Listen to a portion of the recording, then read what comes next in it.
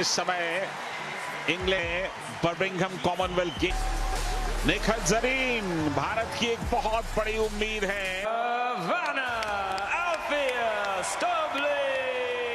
Representing India, Zareen Nika। मेजबान England से हैं। बॉक्सिंग के जो मूलभूत नियम हैं उनके बारे में रेफरी ने बता दिया कि हेड्स ऊपर करके खेलिएगा, नीचे ब्लो मत कीजिएगा।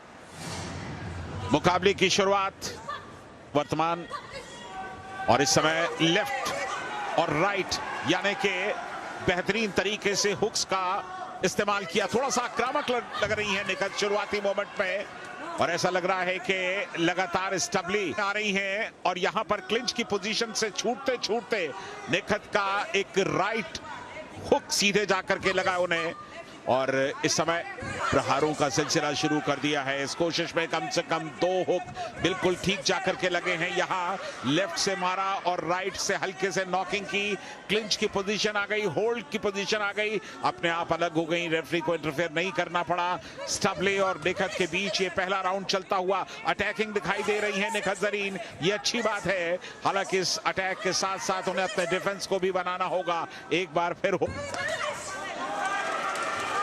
मुक्केबाजी का ये सिलसिला, निखत जरीन लेफ्ट और राइट लगातार आप कॉम्बिनेशन पंचेस ये इस बार देखने को मिले हैं, और कम से कम 2-3 पंचेस एक साथ लगे हैं। वहां पर किसी भी तरह से होल्ड करने की कोशिश ना करें। निखत जरीन लेफ्ट और राइट बहुत बढ़िया, अच्छे हुक्स, अच्छे पंचेस, लेकिन कितने कनेक्ट होते हैं वो जजेस की नजर से बेहतर कोई नहीं जानता। और ये स्टबली पिछड़ रही हैं ऐसा दिखाई देता है हमारी नजर में। इस खेल को हमने अब तक जितना देखा है करके स्वीकार किया वहां स्टबली ने, और अब तैयार है फिर इस मुकाबले के लिए। 20 सेकंड का वक्त बाकी, और यहां पर पीछे से आप हमला 10 सेकंड बिल्कुल रोप के नजदीक चलता हुआ ये मुकाबला। दोनों ही बॉक्सर्स बीच में कोई फासला क्रिएट नहीं कर पा रहे हैं। जाती है स्टबली, जैसा कि देखने में लग रहा था 9 पॉइंट्स मिले हैं।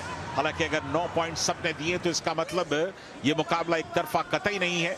तो स्टबली के अभी भी वापसी की गुंजाइश है।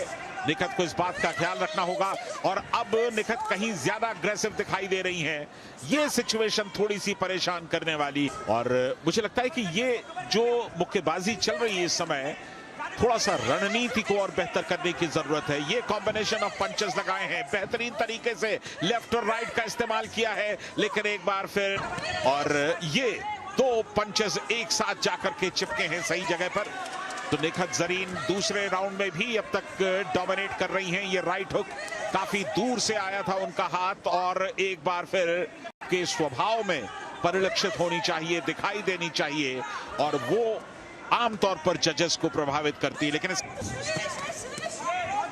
माइनस मार्किंग जजेस ना करें स्टबली के खिलाफ, क्योंकि पिछली बार तो सबने 9 पॉइंट्स उन्हें दिए हैं। मुझे लगता है कि इस बार उन्हें थोड़े से और कम मार्क्स मिलने चाहिए, बजाय इसके कि वो अपने मार्क्स को बेहतर करके इस दूसरे राउंड में 10 में से 10 मार्क लेने की कोशिश करती। शायद उन्होंने अपने निखत जरीन बिल्कुल इस बार भी, हालांकि 5 जजेस ने 9 मार्क्स दिए हैं। सवाना अल्फिया स्टबली, तो निखत जरीन फाइनल में खेलेंगी। भारत के लिए एक और बड़ा पदक तकरीबन सुनिश्चित हो गया है, और मेडल्स टैली में भारत लगातार अपनी स्थिति को मजबूत करता हुआ। निखत जरीन अब फाइनल में खेलेंगी, और फाइनल के लिए जिस ऊर्जा की जरूरत होती है, अगर वो पूरा दमखम यहां ना लगाएं तो थोड़ी बहुत ऊर्जा फाइनल के लिए बचाना बहुत जरूरी। और इस राउंड में बस अपने घूसों का, मुक्कों का बेहतरीन इस्तेमाल करेंगी, और एक बार फिर नजदीक आते हुए, लेकिन अब समय समाप्त हो चुका है। इसके साथ ही तीसरा राउंड भी समाप्त हो गया। निखत जरीन ने अपने हाथ ऊपर उठा दिए। उन्हें इस बात का एहसास है कि उन्होंने इस मुकाबले में पूरी तरह से डोमिनेट किया है। Unanimous decision for your winner and heading into the Commonwealth Games final in the blue corner, तो चलिए जिस बात की उम्मीद थी